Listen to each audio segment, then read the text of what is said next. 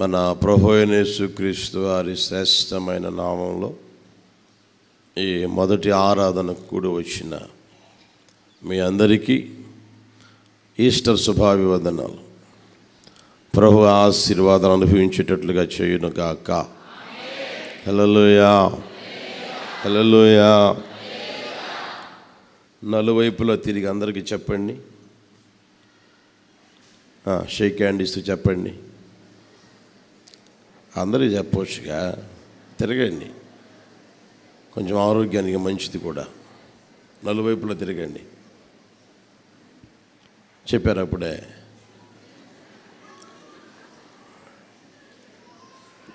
హల్లెలూయా.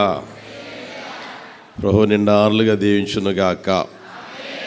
ఈ పునరుత్థానపు ఆశీర్వాదాలతో ప్రభు ఆశీర్వదించునుగాక. హల్లెలూయా. యోహాను సువర్తమానం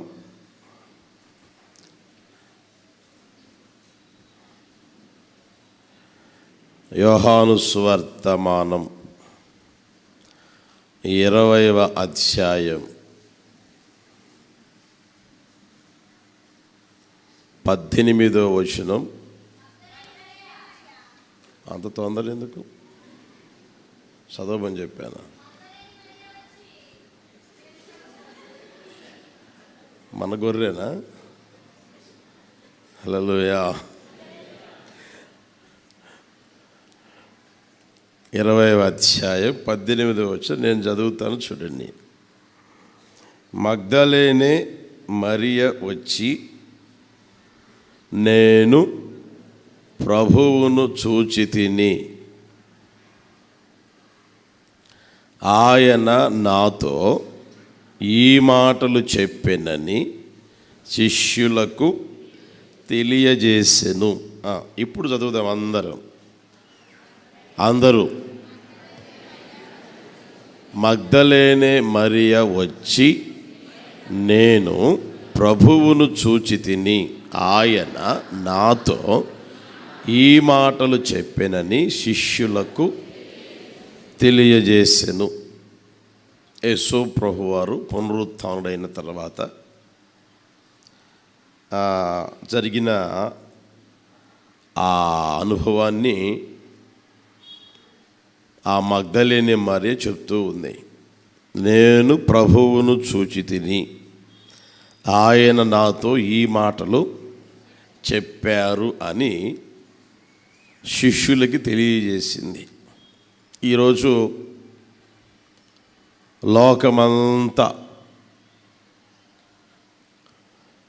ఇంచుమించుగా ప్రపంచమంతా పునరుత్థానుడైన యేసయ్యను కొనియాడే రోజు, మహిమపరిచే రోజు, స్తుతించే రోజు. కారణం, యేసు ప్రభు సమాధిని గెలిచి తిరిగి లేచిన రోజుగా. ఈరోజు అనేది కాదు, కానీ అప్పుడెప్పుడో మీకు చెప్పా, చనిపోయిన రోజు మారిపోద్దా? నోరు తెరవండి. మారిపోద్దా? ఎక్కడ చూస్తారు? మారిపోద్దా? గుడ్ ఫ్రైడే ఎన్ని రోజులు మారుతుంది? ఎన్ని సంవత్సరానికి ఒకసారి చూడండి, ఇదే డేట్ వస్తుందా? మన డేట్ వచ్చిందా? రాదు. అదేదో క్యాలెండర్ని బట్టి వాళ్ళు చేస్తారు, వాళ్ళు రాస్తారు. అవన్నీ మనకు అనవసరం. యేసు ప్రభువారు ఈ లోకానికి వచ్చారు. హల్లెలూయా. ఆయన మరణించడం వాస్తవం, పాతి పెట్టడం వాస్తవం. ఈ రోజున తిరిగి, ఆదివారం రోజున తిరిగి లేవడము వాస్తవం. యేసయ్యకి మహిమ కలుగునుగాక. హల్లెలూయా. లోకంలో పుట్టిన ప్రతి మనిషికి 2 దినాలు కన్ఫామ్గా ఉంటాయి. ఒకటి పుట్టినరోజు, రెండోది మధ్యలో అడ్డమైన రోజులన్నీ వస్తుంటాయి. ఈ మధ్య అన్నీ పెట్టారు కదా. ఫాదర్స్ డే అంట, తర్వాత మదర్స్ డే అంట, తర్వాత ఫ్రెండ్షిప్ డే అంట, తర్వాత లవర్స్ డే అంట, ఆ తర్వాత ఇంకేంటి ఎయిడ్స్ డే కూడా పెట్టారు. డిసెంబర్ ఎప్పుడు 1 ఎయిడ్స్ డే కూడా పెట్టారు. ఇక రోజులు గడుస్తూ ఉంటే ఇంకా చెత్త కూడా పెడతారు. అర్థమవుతుందా? ప్రాముఖ్యంగా పుట్టినరోజు ఉంటుంది, తర్వాత చనిపోయిన దినం, ఈ 2 మాత్రం ఉంటాయి. అయితే మనం ఆరాధన చేస్తూ ఉన్న నజరేయుడైన యేసయ్య పుట్టడమే కాకుండా, పుట్టినరోజే కాకుండా, చనిపోయిన రోజే కాకుండా, సమాధిని గెలిచి తిరిగి లేచిన రోజు ఉంది. యేసయ్య గట్టిగా కొట్టొచ్చుగా. యేసయ్యకి మహిమ కలుగును గాక, యేసయ్యకే ఘనత కలుగును గాక. హల్లెలూయా, హల్లెలూయా. మన యేసయ్యకు మాత్రమే ఉంది పునరుత్థానుడైన రోజు అని. యేసయ్యకు మాత్రమే ఉంది. ఎంతోమంది భక్తులు అనబడేవారు ఈ లోకంలో జీవించారు, బ్రతికారు, తర్వాత మరణించారు. ఎప్పటికీ వారి సమాధిలో ఉండడం మనం గమనించగలుగుతూనే ఉన్నాం. అర్థమవుతుందండి?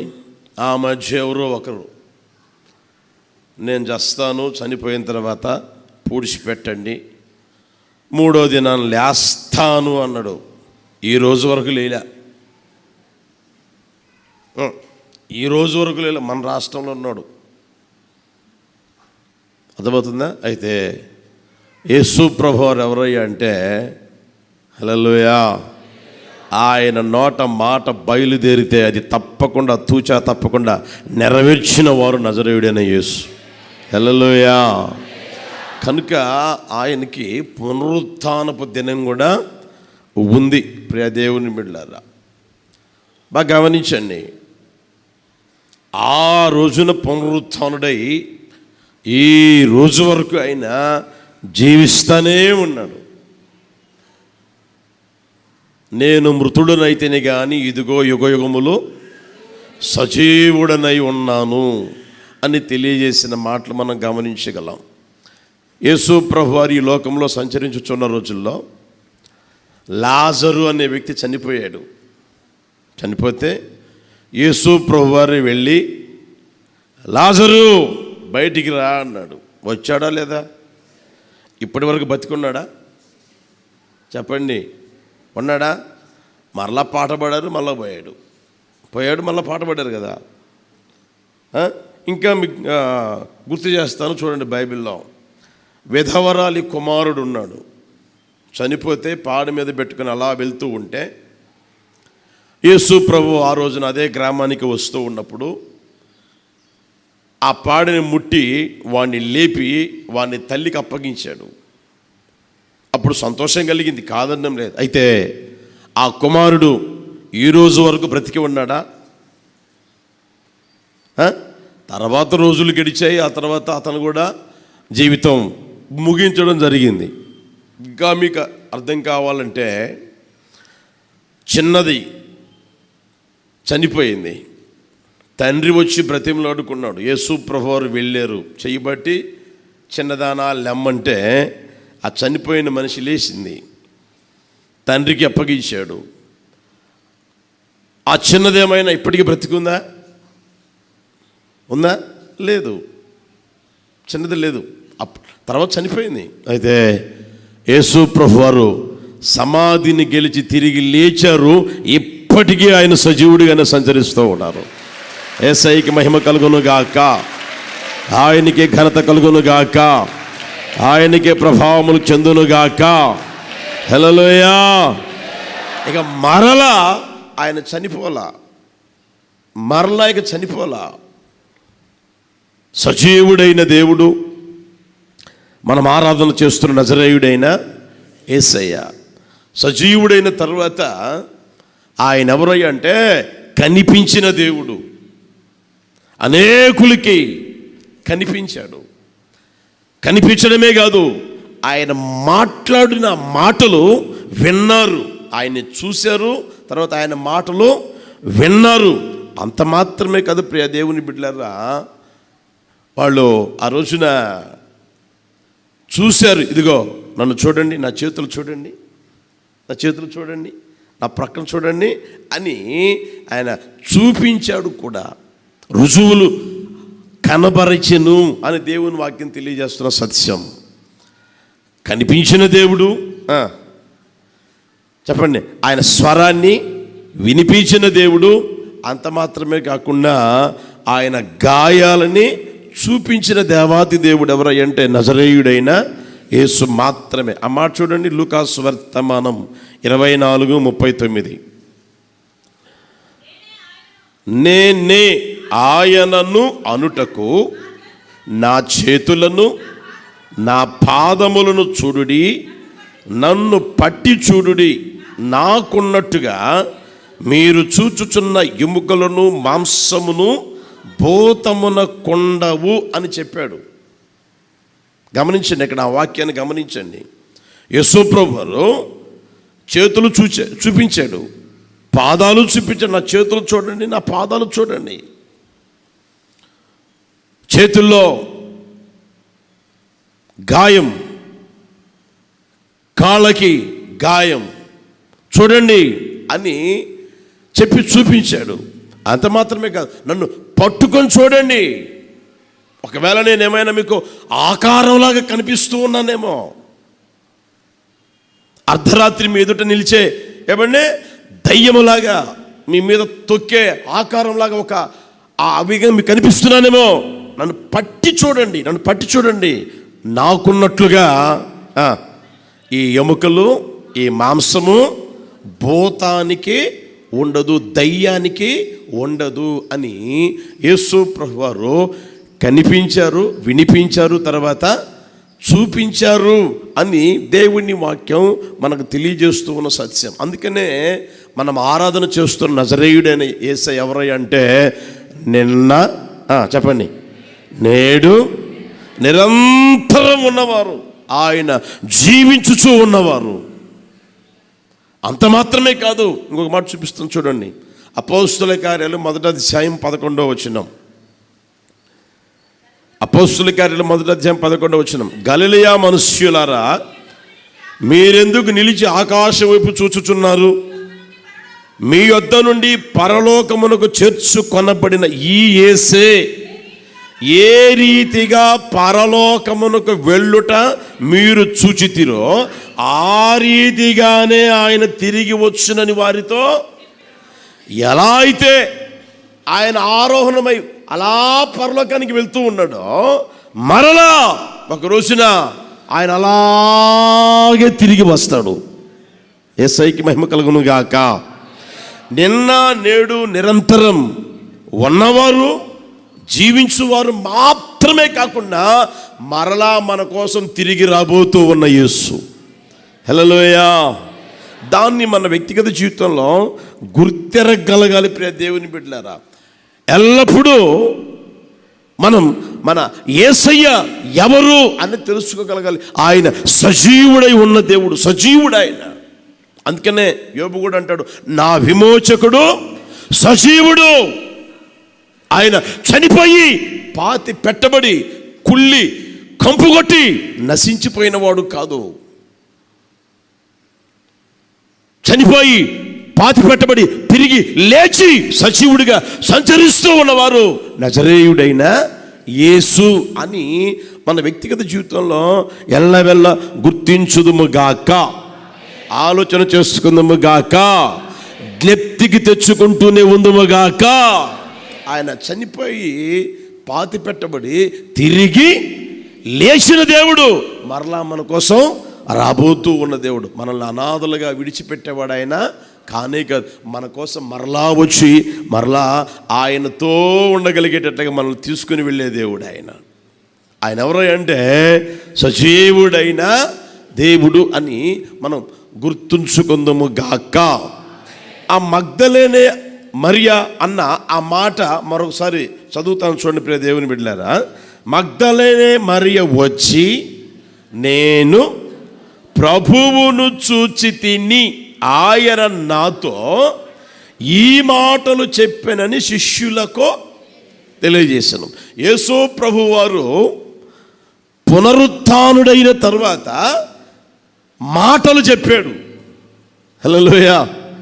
యేసు ప్రభువారు పునరుత్థానుడైన తర్వాత మాటలు చెప్పాడు. అందుకని ఆమెంటది నాతో ఈ మాటలు చెప్పాడయ్యా, దాన్ని మీకు తెలియజేస్తా ఉన్నాను అని ఆమె గారు అన్నారు. అక్కడ బాగా గమనించండి, యేసు ప్రభువారు సిలువలో పలికిన అద్భుతమైన గొప్పవైన ఘనమైన మాటలు ద్వారా ఎంతోమంది రక్షించబడుతున్నారు, ఆదరించబడుతున్నారు, ఓదార్చబడుతూ ఉన్నారు.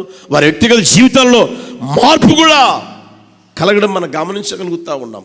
అదేవిధంగా యేసు ప్రభువారు పునరుత్థానుడైన తరువాత కూడా ఆయన పలికిన మాటలు ఎంతో ఘనమైనవి, ఎంతో అద్భుతమైనవి, ఎంతో ఆశ్చర్యకరమైనవి, దీవెనకరమైనవి, ఆశీర్వాదకరమైనవి.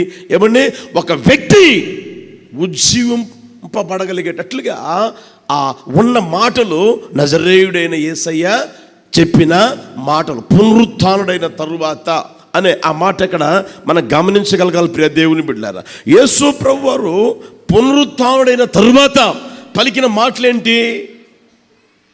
యేసు ప్రభువారు పునరుత్థానుడైన తరువాత ఆయన నోట పలకబడిన లేదా జాలువారిన మాటలు ఏమై ఉన్నాయి, ఆ మాట ద్వారా కలిగే ఆశీర్వాదాలు ఏమై ఉన్నాయి అని సమయాన్ని బట్టి మీకు తెలియజేస్తాను. జాగ్రత్తగా ఆలకించాలని ప్రేమతో కోరుకుంటూ ఉన్నా. మొదటిది చూడండి, 20వ అధ్యాయం, అక్కడే యోహాను సువార్తమానం 20వ అధ్యాయం 15వ వచనం చూడండి. యేసు, అమ్మా ఎందుకు ఏడ్చుచున్నావు, ఎవరిని వెతుకుచున్నావు? చాలు చాలు, ఇంకెందుకు? అమ్మా ఎందుకు ఏడ్చుచున్నావు, ఎవరిని వెతుకుచున్నావు? ఆయన అన్న మాట గమనించండి. ఎందుకు ఏడ్చుచున్నావు, ఎవరిని వెతుకుతున్నావు? హల్లెలూయా.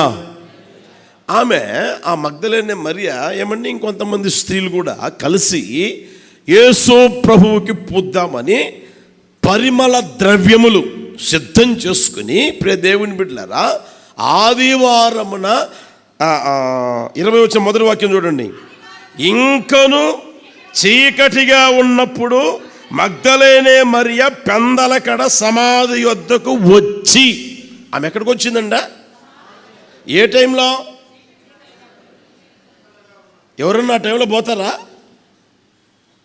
ఒక్కళ్ళే చాలా చీకటిగా ఉన్నప్పుడు సమాధుల దొడ్డికి పోయిరా పోరా అని అంటే పోతారా? ఇక్కడ ఉన్న వాళ్ళు ఎవరైనా పోతారా? ఆమె చూడండి ప్రియ దేవుని బిడ్డలారా, ఆదివారమున ఇంకను చీకటిగా ఉన్నప్పుడు మగ్దలేనే మరియా పెందలకడ సమాధి వద్దకు పోయిందండి. యేసు ప్రభుని ఎక్కడైతే పాతి పెట్టారో ఆ సమాధి దగ్గరికి పోయింది. సమాధి దగ్గరికి పోయి చూస్తే ఆమె కన్నులకే ఆశ్చర్యంగా ఉంది. ఏంటి, సమాధి మీద రాయి తీసివేయబడింది. ఎవరు తీశారు, ఎందుకు తీశారు, ఏమైంది అని చూస్తే అక్కడ యేసు ప్రభువు వారి దేహము లేదు, యేసు ప్రభువు వారి శరీరం లేదు అక్కడ. ఇక ఆ తర్వాత ఆమె ఏడ్చుకుంటూ ఏడ్చుకుంటూ ఏడ్చుకుంటూ శిష్యుల దగ్గరికి వెళ్ళింది. ఆ మాట చెప్తే వాళ్ళు వచ్చి చూశారు, బయలుదేరి వెళ్ళిపోయారండి. మనకెందుకు వచ్చిన గోళ్ళే, మనకెందుకు వచ్చిన గొడవ, ఇదంతా ఏమైందో ఏంటో మనకు అవసరమా అని వాళ్ళు వెళ్ళిపోతే ఆమె మాత్రం చూడండి 11వ వచనం చూడండి.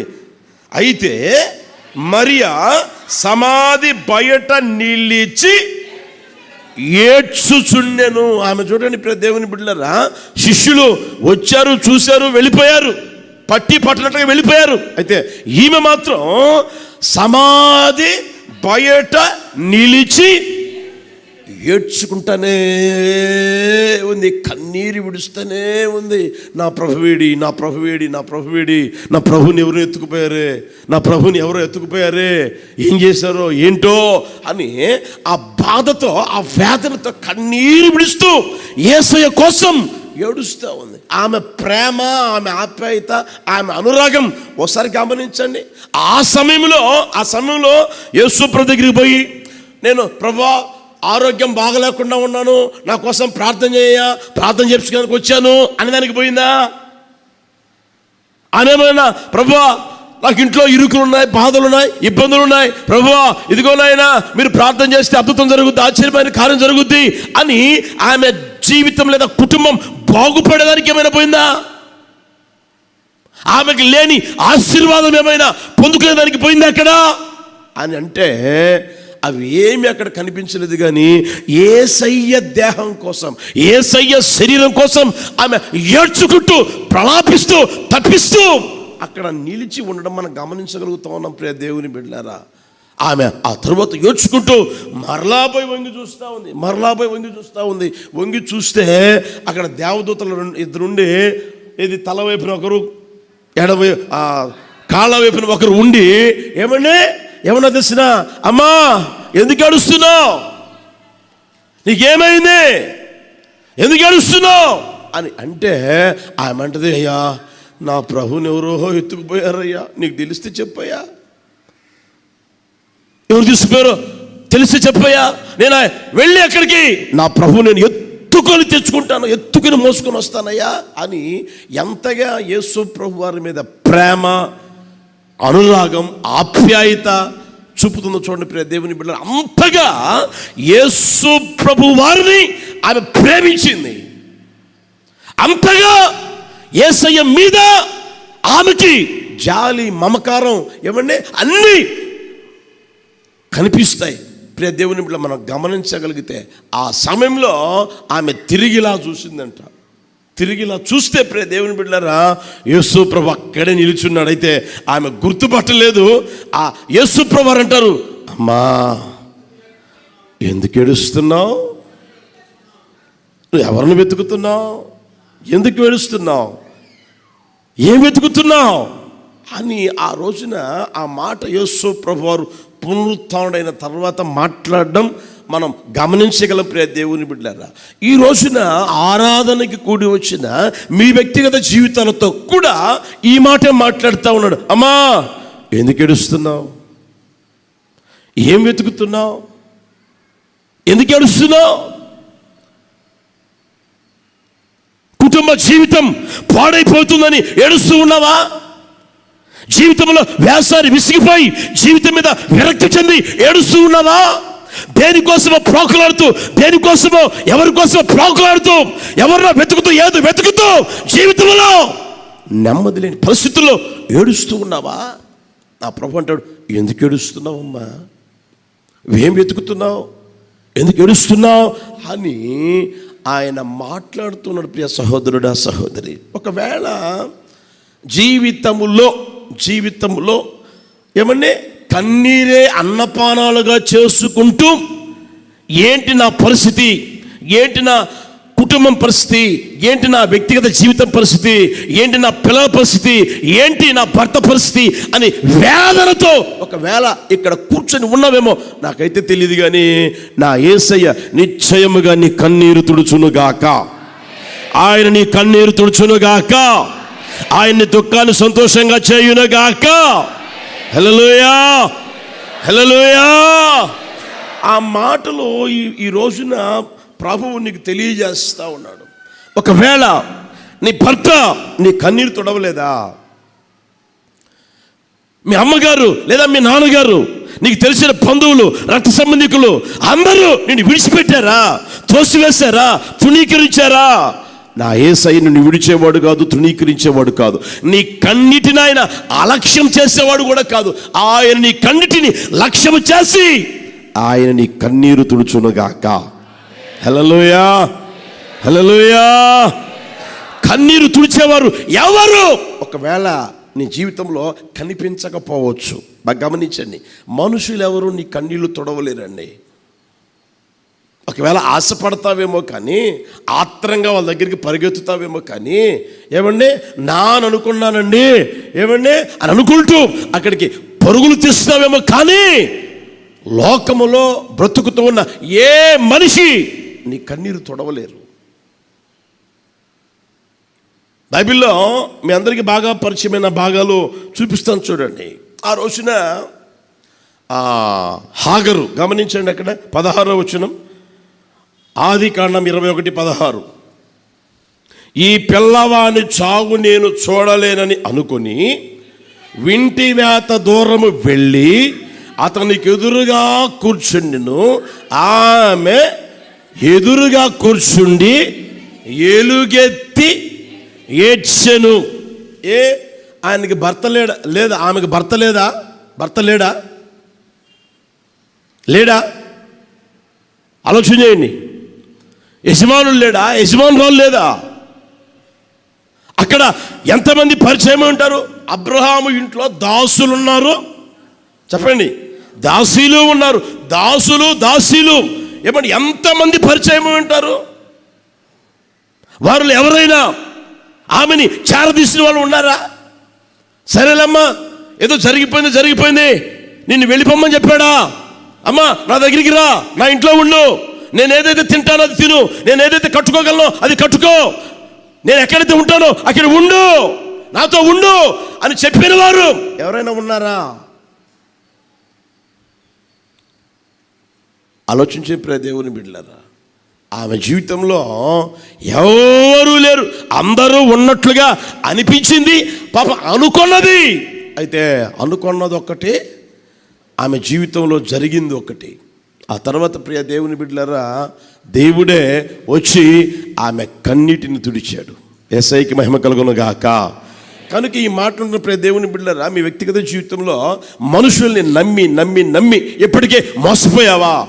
మనుషుల్ని నమ్మి వేసారి విసిగిపోయావా? మనుషులు ఏమండి ఉన్నారు, ఇదిగో నా వారు ఉన్నారు అని అనుకున్నావా? నా పక్షంగా ఉండేవారు ఉన్నారు అనుకున్నావా? వారందరూ చెవి విడిచిపెట్టారా? త్రోసివేశారా? తృణీకరించారా? అలక్ష్యం చేశారా? అలాంటి పరిస్థితుల్లో కూడా నీ వ్యక్తిగత జీవితం కన్నీరు పాలైపోయిందా?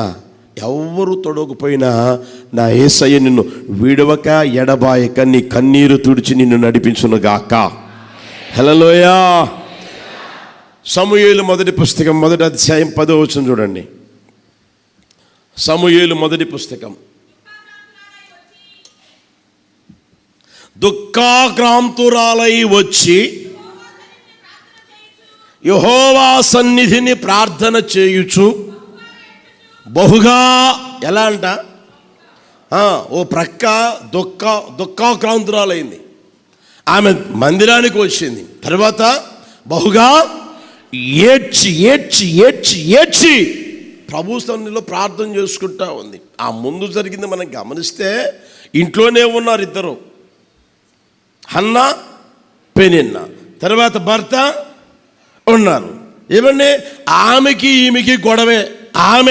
ఈమె ఏమని హన్నా ఎప్పుడు విసిగించినట్లుగా లేదు, కానీ ఆ పెనిన్నానే ఏమని విసిగించినట్లుగా, కోపం పుట్టించినట్లుగా, కోపం రేపినట్లుగా దేవుని వాక్యం తెలియజేస్తుంది. ప్రియ దేవుని బిడ్డలారా, ఈమె ఎంత మౌనంగా ఉండాలని అనుకున్నా మౌనంగా ఉంచడంలే. ఈమె ఎంత జాగ్రత్తగా ఉన్నా అనుకున్నా ఉంచడంలే. ప్రతిసారి ఏమన్నా రేపడమే. అలాంటి పరిస్థితుల్లో ప్రియ దేవుని బిడ్డలారా, ఆమె దుఃఖానికి లోనైపోయి, బాధకు లోనైపోయి ఏడుస్తూ నడిపించబడుతున్నా ఆ పరిస్థితుల్లో భర్త అంటాడేమని తెలిసిన, అన్నా 10 మంది పిల్లల కంటే నేను నీకు, చెప్పండి, 10 మంది కుమారుల కంటే నేను నీకు, ఎంత బిల్డప్ మాటలు చూడండి. నేను నీకు లేనా? సరే అన్నాడు. ఆమె కన్నీరు ఏమైనా తొడవగలిగాడా? ఆమె కన్నీటిలో నుంచి బయటకు తీసుకురాగలిగాడా? మాట్లాడతారండి, నేను లేనా నీకు. అర్థమవుతుందా? ఆమె చూడండి, ఆమె అంతగా బాధపడతా ఉంటే, అంతగా వేదన పడతా ఉంటే, ఏమండి అంతగా కుమిలిపోతే, అంతగా కృషించిపోతే, ఆమె వ్యక్తిగత జీవితంలో నేను లేనా? 10 మంది పిల్లలు కావాలి నీకు, వాళ్ళకంటే నేను శ్రేష్టమైన వాడిని కాదా? వాళ్ళు ముఖ్యమా, వీళ్ళు ముఖ్యమా? నేను నీకు ముఖ్యం. ఇలాంటి మాటలు మాట్లాడడానికి బాగానే ఉంటాయి ప్రియ దేవుని బిడ్డలారా. అయితే ఆమె జీవితంలో ఆమె కన్నీటిని తుడిచిన వారు ఎవరో లేరండి.